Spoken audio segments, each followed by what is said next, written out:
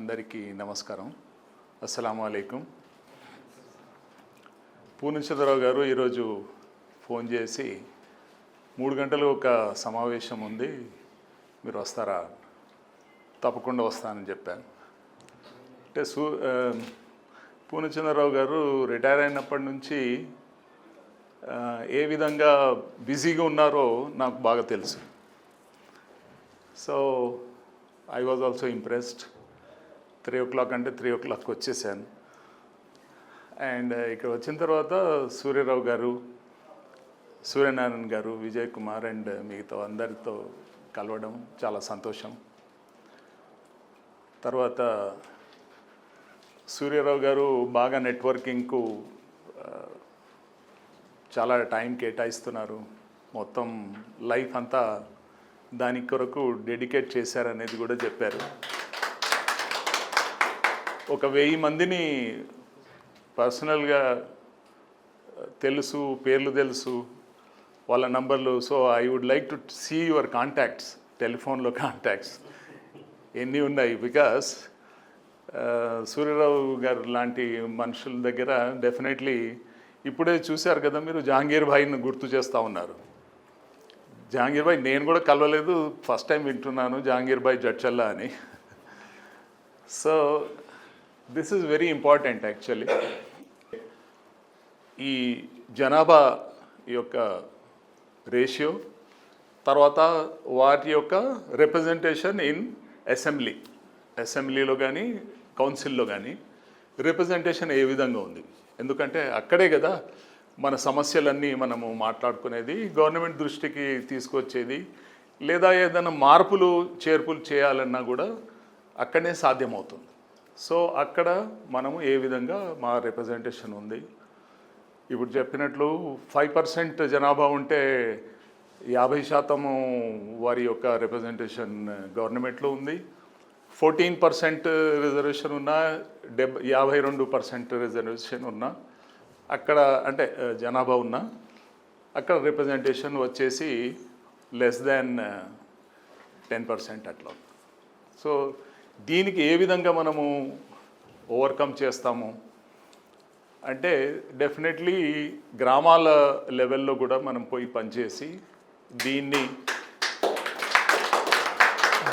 మనము అక్కడ లేవదీసి ఆ గ్రామ సభల్లో లేకపోతే గ్రామ పంచాయతీ లెవెల్లో కూడా ఇది మనం మాట్లాడుకుంటేనే కానీ ఇది తెలియదు. అదర్వైజ్ మనము దీనిలో పెద్దగా సక్సెస్ అయ్యే అవకాశాలు తక్కువ. సో దానికి అంటే ఇప్పుడు వచ్చినప్పుడే నాకు తెలిసింది, ఈ స్థలము ఒక కేటాయించి పూర్ణచంద్రరావు గారు దానికి అంటే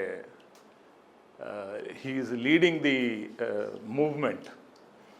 తర్వాత యూఆర్ ఆల్ అసిస్టింగ్ అండ్ నేను కూడా డెఫినెట్లీ పూర్ణచంద్రరావు గారు వెంబడి కలిసి దీన్ని ఏ విధంగా రూరల్ లెవెల్లో కూడా తీసుకెళ్తాము అనేది definitely I will also participate.